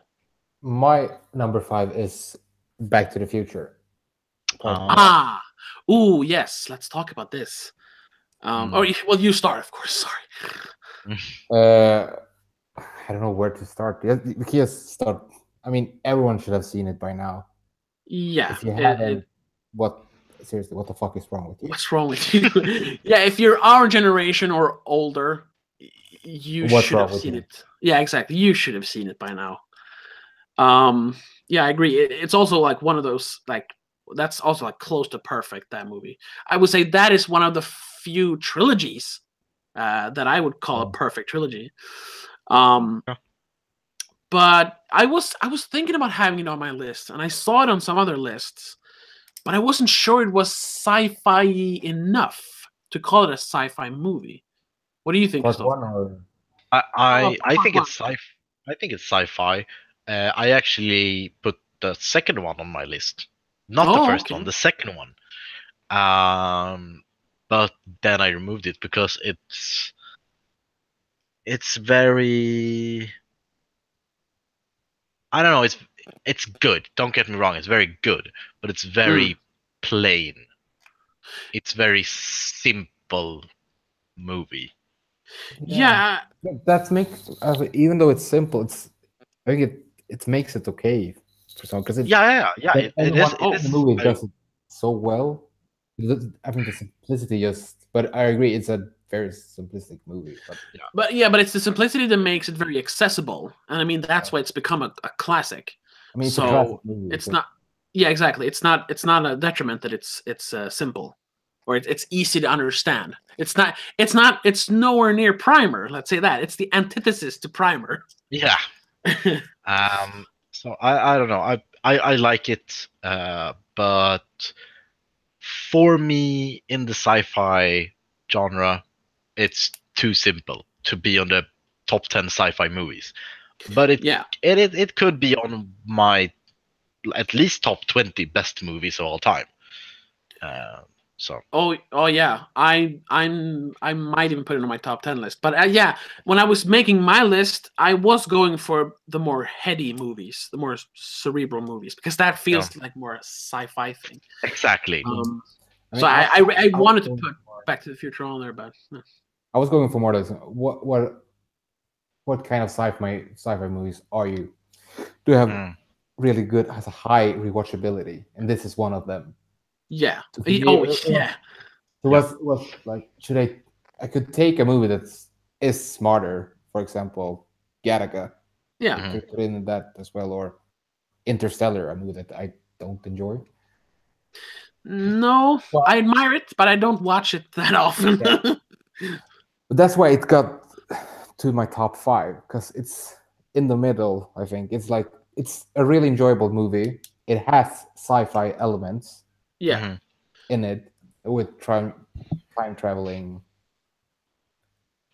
But it's, I think, like, although it's simplistic, which it is basically why I didn't put it higher on my list. It's something that works for the movie quite well. So that's why it's right in the middle in my list. It's a better movie than it is a sci-fi movie. Exactly. Yeah. Yeah, I totally agree. That it's one of those movies I don't know how many times I've seen it. I mean, all three of them. No, it's so good. I agree. Yeah. Okay. But let's move on. My number 4 is Planet of the Apes, or The Planet of the Apes, the 1968 original. Oh. Yes. Not the 2001 Tim Burton remake. I wanted to put. I originally had 3 of the movies on my list. I had the original. I had the 4th one, Conquest of the Planet of the Apes, and I had the latest one, War for the Planet of the Apes. But I was like, I can't put 3 of them on there. So this one kind of represents the entire franchise, because spoilers. In March, I'm going to do an entire live stream about the Planet of the Apes franchise. So I kind of put it on there because it is my favorite sci-fi franchise of all time. It's not my favorite sci-fi movie, but as a franchise, it is so good. And it's also one of those. It's one of those sci-fi movies that has a very like the concept is. It's not just a sci-fi story. It mirrors like current problems or current issues that was going on in 1968. So you have racism. There's even like, even though that's not current, but there was like they talk about like slavery and when is a human, and what is a human life worth and all that. And that's when sci-fi shines the most, when it kind of puts up a mirror to the real world, and you kind of use the sci-fi genre to tell a story about us, and I think it does that very well. And I mean, and it came out. It deals with like nuclear war. It deals with war overall, and like I said, like racism and slavery. And then once again, the makeup for its time is amazing. Even if you think about it now, yeah, those aren't real apes. But it's still good, I think. Yeah, it looks good, and it feels like these are apes that have kind of evolved, so they walk more upright and they have more like human features. It really works, and since it is like it's more of it is almost a post. Oh, I can't spoil too much. I mean, I guess most people know, but if someone hasn't seen it, I don't want to spoil too much. I'm not going to say anything else about the story. But it's one of those movies that like they wanted the audience like think afterwards, and it uses the sci-fi genre to do that. And that's the kind of sci-fi movie I really like. And they continued, except for the direct sequel, Beneath the Planet of the Apes. Every other movie in that franchise is almost as good as the original. So that's why it's my favorite franchise. and that is one of my favorite movies, sci-fi movies of all time. Planet of the Apes is one of my favorite movies. Yeah, it's really good. It's really good. Yeah. I never really liked it.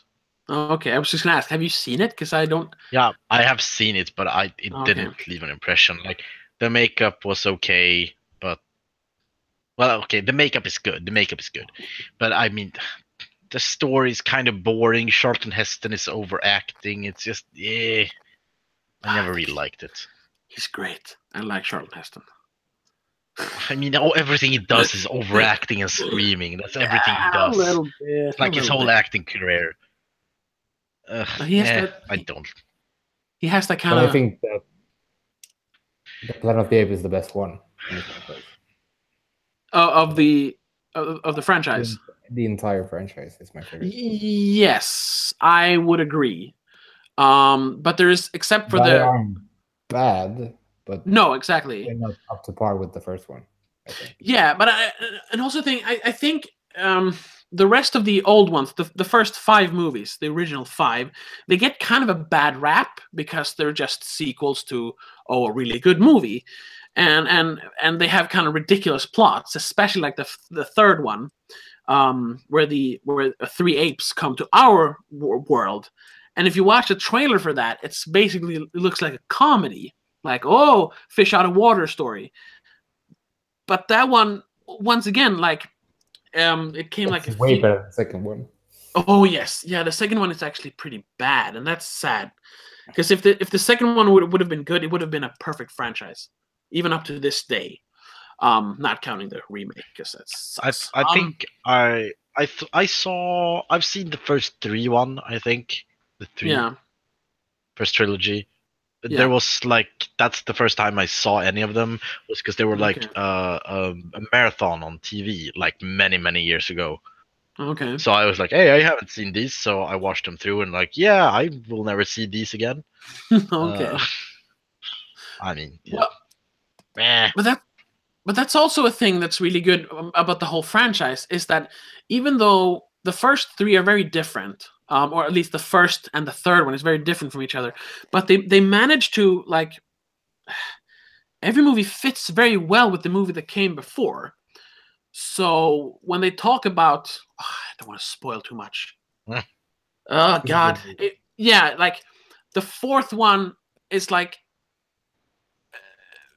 in the 3rd one, we as humanity is like warned about the future without saying too much. We're warned about what's going to happen if we're not careful enough in the future.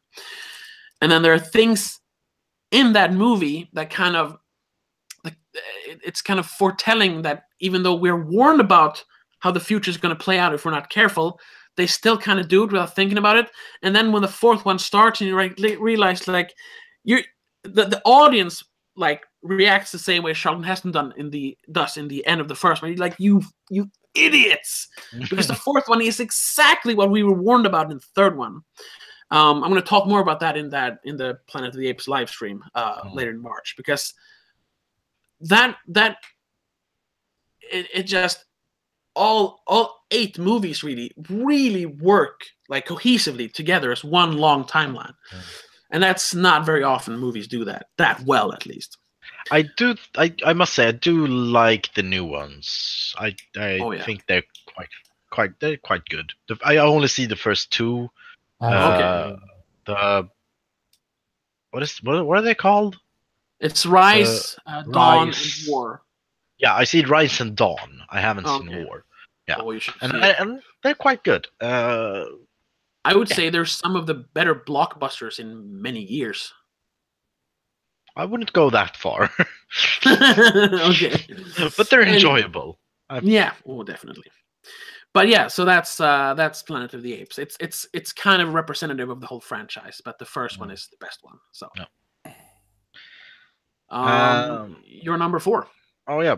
So another overlapping Matrix, for all the reasons we said. Yes, it broke new ground. It was genre defining. It was epic as fuck.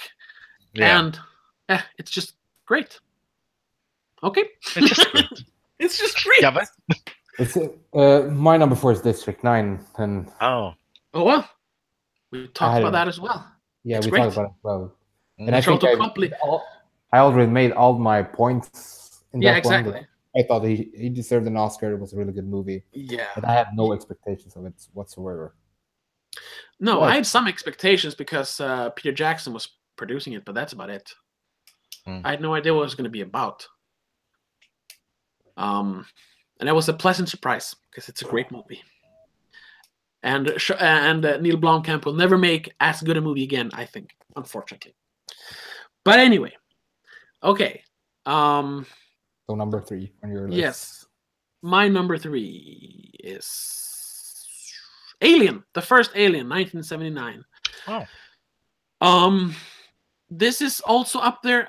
Now I'm starting to sound kind of bad because I'm going to call this a perfect movie as well. I'm saying that too much though, but it's arguably a perfect movie, I would say. I would say that's one, for me at least. It's like the first. If when someone say perfect movie, Alien is the first one I'll think of. Yes, every time. Yeah, there's nothing you can say bad about it. It looks great. It's acted great. The story is great. The tension's great. Everything is great. Yes. I mean, the tension is perfect in that movie. Yeah. Yes, it is. It is terrifying. I saw it. I think I was like 7. For some reason, I saw it. We were shopping. Yeah, it was one of those bargain bins. It was back when VHS was still a thing. And I just saw it. I didn't know what Alien was. I just saw the cover, the one with the egg and the crack in the bottom. And I told my mom, but hey, can you buy this for me? And yeah, I was 7. And she was like, yeah, sure. and I came home, and I know my dad was like, what? Why did you buy this for him? He can't watch this. They eat people in this. And I was like, what? They eat people? So I remember I saw it later that day, and I mean, yeah, it just scared the shit out of me. And it's since then, I think that's because it like really imprinted itself up here since because I was so young. So it's still one of my favorite movies of all time, and it's one of my favorite sci-fi movies of all time. It is just and I mean so good. I mean, even the title card is great. Oh yeah, how it's slowly building, and and I've talked about this in my Alien Covenant review. It is just, I mean, even the title is a double entendre. It's about an alien life form attacking us, but it's also like what is alien to us is what we fear. It's just it works on so many levels. And it's the best movie in that franchise. No questions asked. Yes, it is. Yes. No discussion. I personally would put the third one after that. I don't know what you think, but just I agree. Yeah, I know a lot of people don't like that though, but I really like the third one as well. I think that's the Fincher one, right? Yes. Yeah. I almost wanted to put that on my list as well, but that is it's not very sci-fi though. What? It's much more in spirit, much more the true sequel, I think. Yeah, exactly. It's one alien. It focuses on Ripley as a character instead of just shooting monsters. Actually, the third one was the first Alien movie I watched. Okay. So I have like a big nostalgia for it, and also because it's a true sequel because that's a horror movie. Yeah. Which the second one isn't. No, it is not. It's a James Cameron movie. It's a James Cameron movie. Yeah, that's a pretty good description. Yeah, but I mean, because it's a detail I think was so interesting in the third one, like that nobody ever talks about. That the third one establishes that the aliens look different dependent on what they are hatched from. Yes. Yes, and it's just like a little detail. Yeah, like you said, you don't even notice it if you don't think about it. Yeah. That's good. That's good world building, I think. Subtle world building. Super good. Super good. Super good. It was a good world that was built that was completely ruined. Oh yeah. Well, the Alien franchise is it's shot to shit now after Prometheus and Alien Covenant. It's ruined, especially Alien Covenant. Yes. I mean, yes. Like we talked about last week, they made the crew from Cloverfield look good. Yeah, exactly. The Cloverfield Paradox crew looked like real scientists in comparison to Covenant. Oh, it's so bad. It's so bad. Yeah, I say that in my review as well. That like ruins the original for me because it's just the monster is ruined after Covenant. I mean, I can still watch the original, but my big brother fell asleep and watched it. Well, I don't blame him. I went to see it with all my brothers. Yeah. The oldest one decided because he was like still feeling nostalgic about the first one, I guess. Oh, okay. He's old, so I think he has like Alzheimer's. Anyway, the only thing I remember from that, I just wanted to punch his face. He made me spend money on that piece of crap. Yeah, it's so bad. It's so bad. It's nothing like the original Alien, which is so good. So good. Yeah, it's a perfect horror movie, perfect sci-fi movie, perfect movie. So the third one, number on my list, that is. Oh, yeah, exactly. Alien 3? So, yep, The Thing. For all the reasons we already said. Yes. Great movie. Next person in line. Yes. I can take my next two right now, I think. The third one is Matrix. Okay. And the second one is Alien. Okay. So yeah, like I said, this was bound to happen, I suppose. So let's go to my number 2. That is Close Encounters of the Third Kind. I wanted to put this on the third spot because the name, but I couldn't because it's so good. It's probably my second favorite Spielberg movie, and it's also somewhere on my top 10 list of all time, just movies. I don't know. I guess you both have seen it, but do you have any like? What do you think about it? Well, it's just a great movie. The interesting is which is the best ending? Do you think there are like 3 of them? So yes, I like the original ending. It's kind of the same ending as the director's cut. It's the extended version where they actually go into the spaceship. Spoiler. Okay. So yeah, and then that's just unnecessary. That's an unnecessary ending. But which one? Because do I remember correctly? Like, there's one ending when they just come, do the sound, and then go, right? No, the original ending. Roy Neary, the character, he always goes with the. Damn. Okay. Spoilers. I guess. It is spoiler. Yeah, I know. It's. Yeah, I mean, it's 44 years old. Yeah, I guess. But yeah, in the original ending, he goes on the ship, but that's where it ends. You just see him go in. In the extended edition, you actually see him on the ship, and you see a bunch of aliens. And then in the director's cut, they use the original ending again. That's the best ending. And it's I like the ending where he just goes in and they go off, and you don't see anything from inside. Yeah, because you don't have to see it. No, that's for him to see. We're not supposed to see that. Exactly.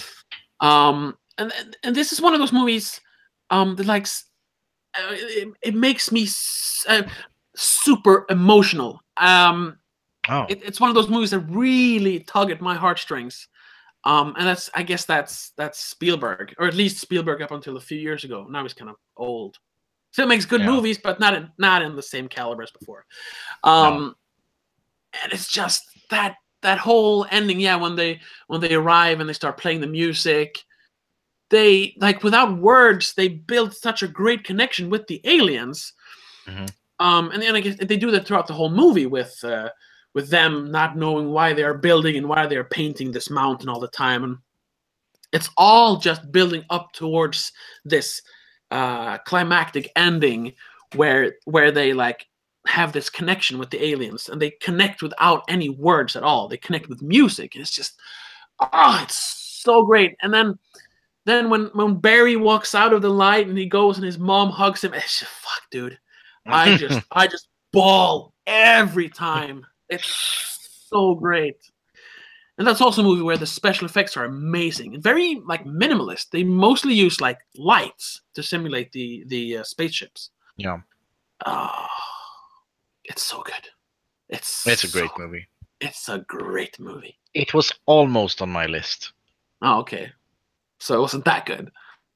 No, it's not. Well, mostly because it's a good movie, but it's not a movie I ever feel like, oh, I want to watch this one. No, I never know. had that feeling.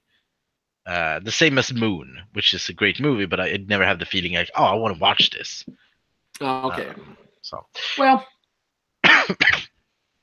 so my number 2 is yes. actually, well, it's very similar to Close Encounter, and a little superior, I might say. Oh. Arrival. Oh.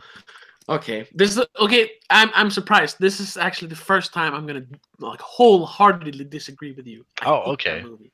Oh, okay. Go ahead. You make your really case. liked it. I really liked it. What was it? 2016, 2017? It came out. Yeah. Like January 2017, technically. Yeah. 2016. It was for me hands down the best movie that year. Okay. I loved it from start to finish. It looks great. It's acted great. The story's great. There's a great twist at the end. I think, at least. And it's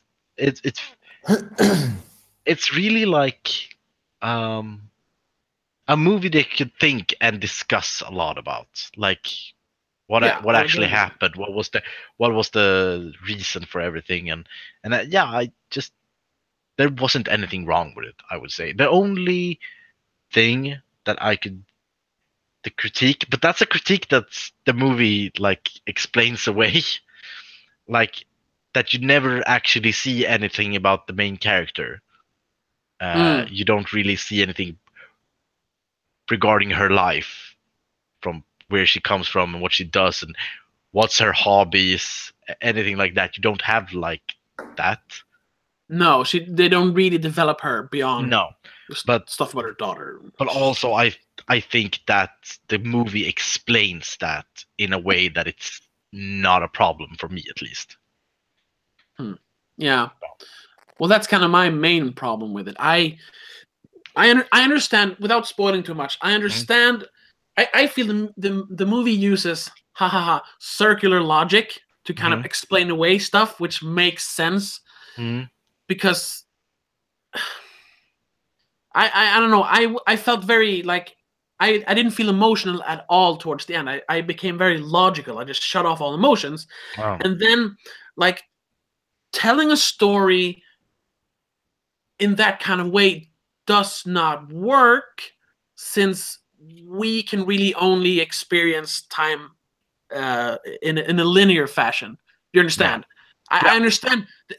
They made it the best way they possibly could, but for me, I just became completely autistic and was like, nope, that doesn't work. That's not how time works. Nope. And I couldn't accept it. So it's a very personal problem I have with it. Yeah. So. Yeah. I heard it's really good. You haven't seen it? I haven't seen it. Okay. Yeah. It's great. But come on, it looks amazing. It looks amazing. Yes, I will not argue there. It is absolutely gorgeous. Music, photography, all the special effects, the aliens are amazing. Everything like that is great. And I really like Amy Adams and Jeremy Renner. It's just that part of the story that I just can't. Yeah, I get that. If you can't accept that part of the movie, you're not gonna like the movie. No, it more or less just falls apart if you can't accept I mean, it's like watching Back to the Future and say I don't agree with time travel.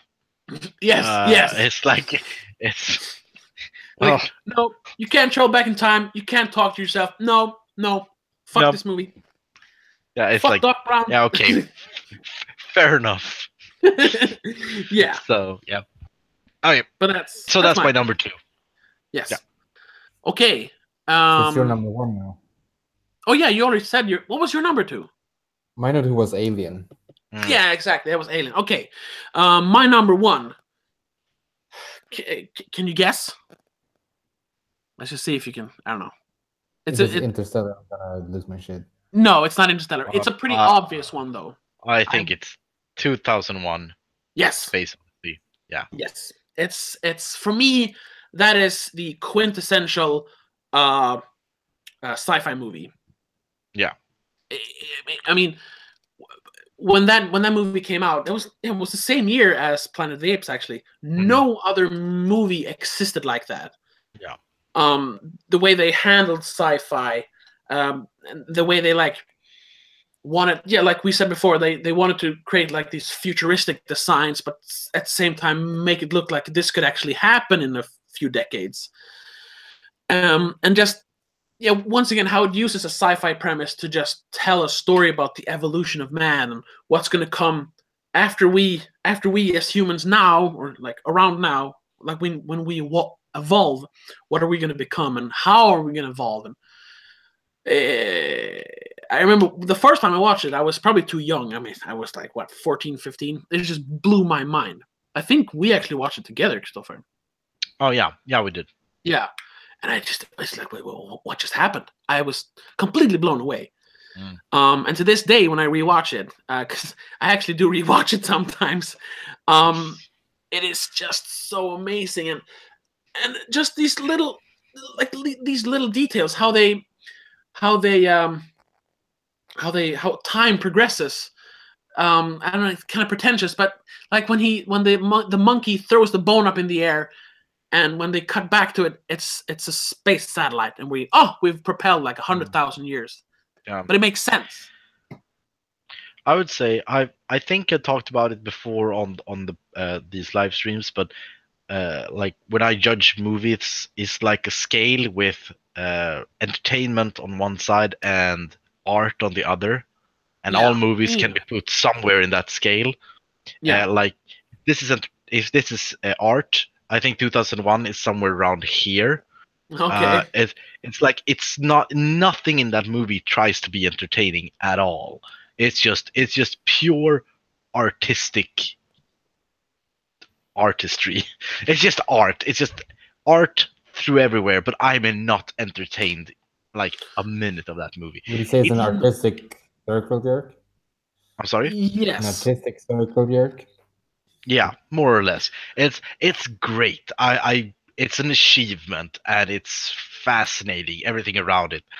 And like technically it's almost perfect, like in the cinematography and all of that, but it's not entertaining. I'm not having fun at all watching that movie. No, I can understand that, definitely. So that's why it's not on my list. But if I would put like the top 10 objectively best sci-fi or the most influential movies. Yeah, influential sci-fi movies, it would be at the top. It would be number 1. Yeah, and that's why I put it there. And because I like it, so. Yeah. Because you're a weirdo. Yes, I am. A little bit. And I would agree with what you said, Gabby, that if it wasn't Kubrick, if it was a lesser director, like Michael sorry. It would it would definitely it would just be a big circle jerk. It would be super masturbatory. It was like, oh, look at this, it's so good. Oh, I'm the best movie maker ever. But because he's so modest, it kind of works. Because he's like, I just want to make a good movie, okay? No, I'm not gonna go anywhere. You're gonna shoot it in my backyard. Come over here now. Well, I think it is his least entertaining movie. Oh, although I haven't seen Barry Lyndon. Oh, I haven't seen that either. I've heard that that's kind of hard to enjoy. Where they're streaming it? I don't know. Maybe it's on Netflix. I'm not sure, actually. They should have it, though. It's a really great they have it on Netflix. Oh, of course they do. Of course they do. Do you know their entire catalog by heart? No, I always go to new releases about Barry Lyndon. It almost seems like you have like does it exist? Yes, it does. I can feel it. It's on Netflix. Yeah, the worst thing was when you start talking about The Thing earlier, I was thinking, no, it's not on Netflix. But it is on HBO North, though. Or Amazon. Oh, yeah. So, But Christopher, you've seen Barry Lyndon. Would you say that's more enjoyable than 2001? no, I think that's his worst movie, Oh, okay. hands I down. haven't. That's I haven't. that's not entertaining, and there's no art in it either. I think it's just a meh. Oh, okay. It Well, I'll have to see doesn't it then. feel like it doesn't feel like a Kubrick movie, if you put it like Oh. that. Okay. It feels like a run of the mill movie. Costume drama. Yeah. Oh well. So yeah, and Your number one. my number one is Alien. If you didn't get that when I was describing it earlier. Oh yeah, So- yeah, makes sense. Yeah. So I can get behind that. Yeah, it's great. Yeah. It's perfect. yep. Yep. Great. Good.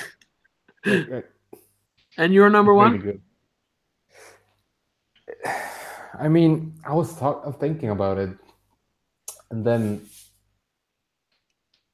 it came down to this is a movie I really liked, and I'm completely blown away how good it is. And it's an Alien. What? It's actually Akira. Oh, yeah. I was gonna put that on my list, but it's like, no, it's an anime. Yeah. But it's I'm still kind a- of biased. a Yeah, I feature. know. I really like it, but I'm a little bit biased towards anime, so that's why I didn't So, put I it on mean, my I list. think it's. We were talking about earlier. I don't remember which movie it was. Yeah, Back to the Future. That has something that everyone can relate to, with Oh. District 9. This Yeah. movie has that something. Yeah, I mean, disagree. who hasn't like swollen up and become like part machine, part flesh monster? I mean, that happens to everyone. Yeah, if you're lactose intolerant, I think. Oh, okay, yeah, that makes sense. I remember that. Oh, sorry. Tobbe, you made me watch that when you got the DVD. Yeah, because I do really like it. I do. Yeah, and it was that movie is everything I hate about anime. It's like if you take everything I hate about anime and make one movie out of it, it's Akira. It's oh god. I mean, it's so stylistic. It's so the thing they use in the movie is so cool. I mean, Yeah, and I heard people that don't like anime, they like Akira. yes, then it's there's me. definitely, and then just you. Yeah, it's one of those movies that kind of transcends. Oh, it's a good anime. No, it's a good movie. Yeah, Sort of like Dark Knight and comic book movies. It's not just a good comic book movie; it's a good movie. Yeah, exactly. Akira is on the same level. Yeah, I agree with that. Definitely. And So- very few anime movies accomplishes that. I would say that's one of the few. And I mean, it's it has one of the most iconic movie scenes that's been like ripped from many people. I think Kanye West took it to his Stronger video. Oh So yeah, when he walks through the hospital. Yeah, and the last like 10 minutes, 15 minutes from Chronicle, exactly the same. Yeah, that's basically Akira. Yes. And it gets so weird. It's almost like when he starts like evolving or whatever you would call it, it's almost like nightmarish. It's really gross. Yeah, it's really disturbing. Yeah, it's like sickly, and you kind of feel his pain. You're like, oh no, stop, please. It's that. Yeah, the ending is really disgusting, but in a good way, I suppose. So to be fair, I mean, for me, my top 2 spots are interchangeable. Yeah. Okay. Yeah. But I think that, I mean, of those, Aiden and Akira are like the most enjoyable for me. Yeah. I think it's a visually beautiful movie. Oh yeah, definitely. And it also has like great world building with the whole Neo Tokyo thing. Everything kind of comes together. You want to have like his jacket and everything. It's so. Yeah, I really like his bike. The bike is really cool. Yeah. I'm just gonna see here. I must say I really like that the only movies that we are disagreeing on is like the 1 and 2. Like every movie below that, we're like, yeah, well, I understand that. That's a good choice. Yeah, But yeah, it was my because Arrival and then Akira. There was Arrival, Akira. Which one? 2001. Yeah. 2001. Yeah, well, it's the one you like. I mean, it's the one you like. Really, it's closest to your heart. She's like, Yeah. no, mine's better than yours. Yeah. Yeah. I mean, Well, that's all your number ones. I respect them. yeah. Well, I have a slight problem with Arrival, but yeah, I respect it. I respect it. My brother asked Yeah. me to read his list. It was Blade Runner. Oh, you have it. Oh, okay. Yeah, it's Blade Runner number 10, Blade Okay. number 9 and 8 and 7. It's basically Oh. just Blade Runner. I was It's joking. Blade Blade Runner. Runner. Yeah. Is the second one there somewhere, like number 4? Yeah, and 2001, because he always about that fucking movie. Yeah. Okay. Well, okay. We know what he likes. I mean, it's basically Blade Runner and 2001 are his favorites. Yeah. I know. I've had a lot of discussions with him about that. I mean, we even filmed one discussion where we talk about Blade Runner. I don't think it's on YouTube anymore though. Well, that's the lists. I would like to have a short discussion if you both have time, like 5-10 minutes. Yeah, I can give you 5 minutes. 5. Yeah. Because there were some movies like we talked about that I kind of wanted to put on there, but I wasn't sure they were gonna fit. So I just want to talk like where do we draw the line for what a sci-fi movie is? Because I'm really big into action movies, so I was like thinking about putting Total Recall on there, Terminator, Running Man, like, but I wasn't sure they were actually sci-fi movies or if they were just action movies in a sci-fi setting. So, like for example, I think you've both seen Terminator. Yeah. I would say it's sci-fi. Yeah, I mean, is that sci-fi? Science fiction is exactly what it had to be tech that doesn't exist in our current world. That has been, or that doesn't exist yet. Yeah, that could exist. That's the fiction part. Yeah, that's what I said. I said that before we started the stream. That for me, science fiction is technology that doesn't exist, but it's realistic that it could exist. Sure. And also time travel. Yeah. Time travel and space. Because I mean, for example, if we use like Star Wars as an example, I would disagree that that's actually science fiction.